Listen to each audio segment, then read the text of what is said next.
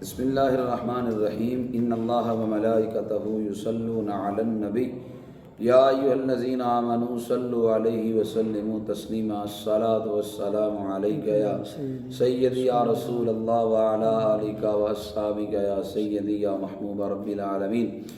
معزز سامعین اکرام، آج سورہ البقرہ کی آیت نمبر 51، 52 اور 53 کی تفسیر عرض کروں گا۔ اللہ جل مجدہ الکریم نے اپنی لا ریب کتاب میں ارشاد فرمایا وَإِذْ وَاعَدْنَا مُوسَىٰ 40 لَيْلَةً، اور یاد کرو جب ہم نے حضرت موسیٰ علیہ السلام سے 40 راتوں کا وعدہ کیا۔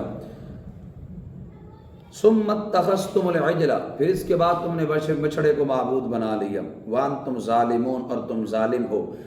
اس آیت کا پس منظر یہ ہے کہ حضرت موسیٰ علیہ السلام نے اور آپ کی قوم والوں نے جب دیکھ لیا کہ فرعون جو ہے وہ دریا میں غرق ہو گیا، بنی اسرائیل والے جتنے بھی تھے اللہ تعالیٰ نے ان کو دریا سے پار لگنے کی توفیق دی، وہ سارے کے سارے دریا پار ہو گئے۔ حضرت موسیٰ علیہ السلام جب فرعون کے ہاں رہتے تھے، اس وقت حضرت موسیٰ علیہ السلام کی عمر مبارک 22 سال کی تھی۔ اس وقت حضرت موسیٰ علیہ السلام نے بنی اسرائیل سے ایک وعدہ لیا تھا۔ حضرت موسیٰ علیہ السلام نے جب دیکھا کہ فرعون غرق ہو گیا، آج اس وعدے کو یاد دلانے کا وقت ہے۔ حضرت موسیٰ علیہ السلام نے سارے بنی اسرائیل کو جمع کیا، جمع کر کے فرمانے لگے او بنی اسرائیل والو، تم نے مجھ سے یہ وعدہ کیا تھا کہ رب اگر ہمیں دشمن خدا فرعون سے نجات دے دے تو ہم رب کی حقیقت میں عبادت کریں گے، ہم ہمیشہ اپنی گردن کو اللہ کی بارگاہ میں جھکائے رکھیں گے۔ اب اس وعدے کی تکمیل کا وقت آن پہنچا ہے، لہٰذا کیا تم اس وعدے کی تکمیل کے لیے تیار ہو؟ سب کے سب بنی اسرائیل کے لوگ بیک زباں بولے کہ ہم اس وعدے کی تکمیل کے لیے بالکل تیار ہیں۔ آپ کو ہمارے پاس کتاب لے کے آئیں، ہم اس کتاب کی روشنی کے اندر اپنی زندگی گزاریں۔ حضرت موسیٰ علیہ السلام نے رب سے گزارش کی، یا اللہ مجھے کوئی شریعت دے، مجھے کوئی کتاب دے، میں اس کتاب کی تبلیغ لوگوں کو کروں۔ حضرت موسیٰ علیہ السلام کو رب تعالیٰ نے فرمایا کوہ طور پر آؤ اور آ کر 30 دن کے روزے رکھو اور اس کے بعد میں تمہیں کتاب عطا کروں گا۔ حضرت موسیٰ علیہ السلام کوہ طور پہ گئے اور جا کر 30 دن کی حضرت موسیٰ علیہ السلام نے روزے رکھے۔ جب 30 دن روزے رکھے تو رب کی بارگاہ میں ہم کلام ہونے کے لیے جانے لگے تو آپ نے منہ میں مسواک کر لی، اس وجہ سے کہیں کہ میرے منہ سے کوئی ناگوار خوشبو نہ آئے۔ اس وجہ سے حضرت موسیٰ علیہ السلام جب رب کی بارگاہ میں جانے لگے تو آپ نے مسواک کر لی۔ جب رب کی بارگاہ میں گئے تو رب تعالیٰ نے فرمایا اے پیارے موسیٰ، روزے رکھ کے آپ کے منہ سے جو خوشبو آ رہی تھی مجھے وہ مشک و عنبر اور کستوری سے بھی زیادہ پسند تھی۔ میں خوشبو اس لیے کہہ رہا ہوں کہ نبی کے منہ سے ہم معاذ اللہ ثم معاذ اللہ بدبو کا تو تصور بھی نہیں کر سکتے۔ ہاں خوشبو فرمایا جو آتی تھی روزہ رکھ کے، فرمایا وہ مشک و عنبر سے بھی زیادہ پیاری تھی۔ رب نے فرمایا جاؤ دوبارہ 10 دن مزید روزے رکھو، 40 روزے گویا مکمل کرو۔ 10 دن مزید حضرت موسیٰ علیہ السلام نے روزے رکھے، 40 دن مکمل ہو گئے۔ جب 40 دن مکمل ہو گئے تو حضرت موسیٰ علیہ السلام کو رب تعالیٰ نے تورات کتاب عطا فرمائی، اور پھر رب تعالیٰ نے فرمایا تمہارے پیچھے تمہاری قوم بت پرستی کرنے لگ پڑی۔ پیچھے یوں ہو گیا کہ وہ جو سامری تھا، سامری کا جو اصل نام تھا وہ موسیٰ بن ظفر تھا یا یحییٰ بن ظفر تھا۔ یہ بنی اسرائیل کا یہ شخص جو تھا یہ زرگری کا بڑا ماہر تھا، یہ سنار تھا۔ اب اس نے کیا کیا کہ جب بنی اسرائیل والے فرعون کے پاس سے آئے تھے تو ان کے پاس سے سونا ادھارا لے آئے تھے۔ جب سامری نے دیکھا کہ اب بنی اسرائیل والے تو پار لگ گئے، فرعونی سارے غرق ہو گئے، اب واپسی کی تو امید ہی کوئی نہیں۔ اب فرعون جب غرق ہو گیا، فرعون کے ماننے والے غرق ہو گئے، سامری کہنے لگا یہ سارا سونا مجھے دو۔ سب نے سونا سامری کو دیا، سامری نے سونے کو پگھلا کر ایک بچھڑا بنایا۔ اب سامری نے جب فرعون غرق ہونے لگا تھا، میں نے تفسیر میں عرض کیا تھا فرعون دریا میں داخل نہیں ہوتا، حضرت جبریل امین کی گھوڑی جب آگے گئی، فرعون کے گھوڑے نے جبریل امین کی گھوڑی کو دیکھا، خود دریا میں داخل ہو گیا۔ اب سامری دیکھ رہا تھا کہ یہ حضرت جبریل کی گھوڑی گزرتی ہے، حضرت جبریل امین کی گھوڑی کے سموں کے نیچے سے اس نے مٹی لے کر پاس رکھ لی۔ یہاں سے سوال جو ذہن میں آتا تھا میں نے جواب دیا تھا کہ دیگر کو حضرت جبریل امین تو نظر نہیں آتے، سامری کو نظر کیسے آئے؟ کیونکہ سامری کی پرورش حضرت جبریل امین نے کی تھی، اس وجہ سے سامری کو نظر آتے تھے، باقیوں کو نظر نہیں آتے تھے۔ اس لیے سامری نے مٹھی بھر مٹی لے کر رکھ لی، جب بچڑا تیار کیا تو سامری نے اس مٹی کو بچڑے کے منہ میں ڈالا، بچڑا بولنے لگ پڑا۔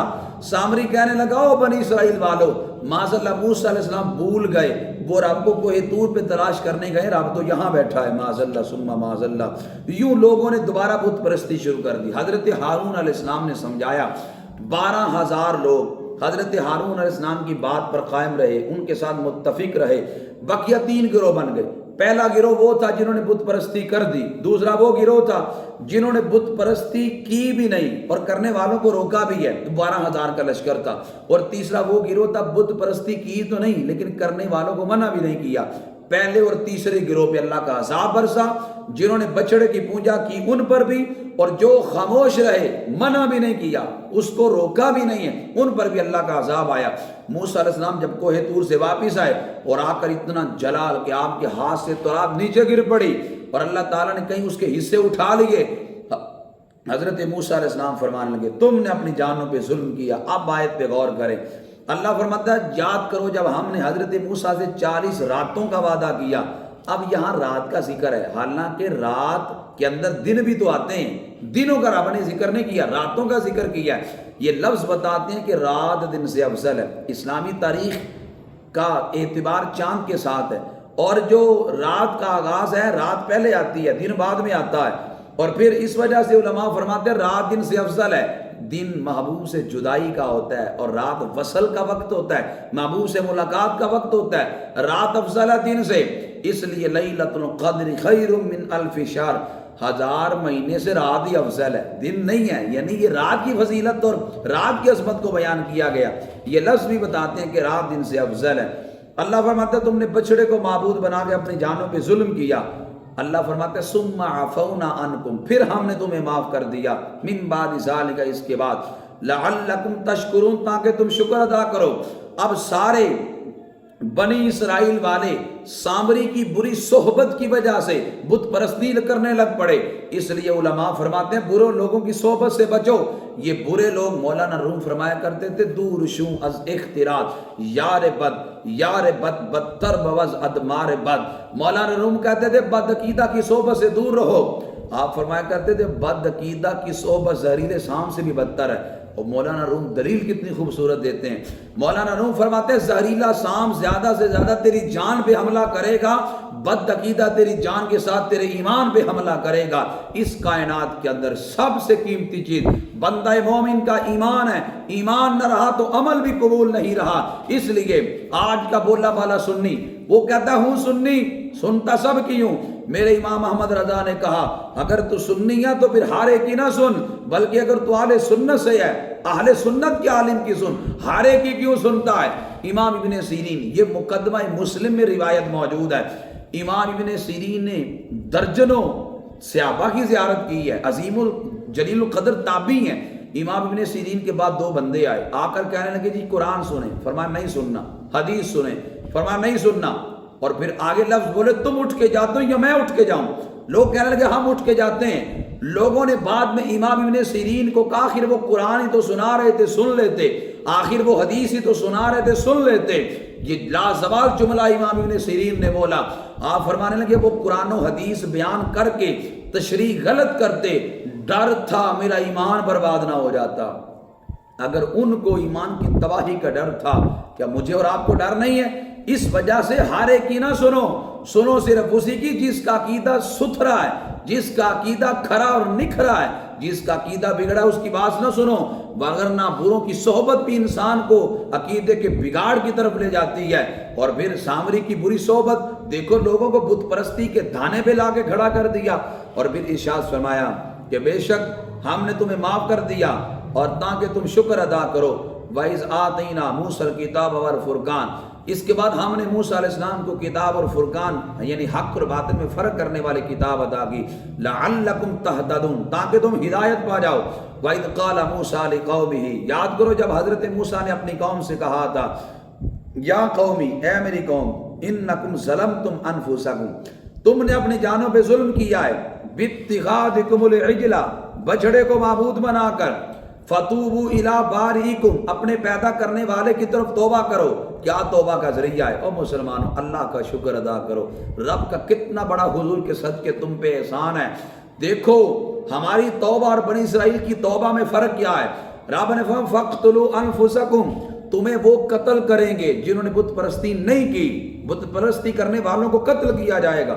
اور فرمایا ذَلِكُمْ خَيْرٌ لَكُمْ، یہ تمہارے لیے بہتر ہے، عِندَ بَارِئِكُمْ، تمہارے پیدا کرنے والے کے نزدیک۔ جب کیا ہوا، حضرت موسیٰ علیہ السلام نے حکم دیا ان 12,000 کو کہ تم نے بت پرستی کرنے والوں کو قتل کرنا ہے، سارے راضی ہو گئے، جو قتل ہونے تھے وہ بھی راضی ہو گئے۔ یہ 12,000 لوگ قتل کرنے کے لیے جب گئے تو واپس آ گئے، کہنے لگے اے موسیٰ علیہ السلام کن کو قتل کرے، یہ سامنے ہمارے بیٹے ہیں، یہ ہمارے بھائی ہیں، ہمارے بھانجے بھتیجے ہیں، ان پر تلواریں کیسے اٹھائیں۔ واپس آ گئے، رب نے آسمان سے کالا بادل بھیجا، یوں اندھیرا چھا گیا، فرمایا اب جا کے قتل کرو۔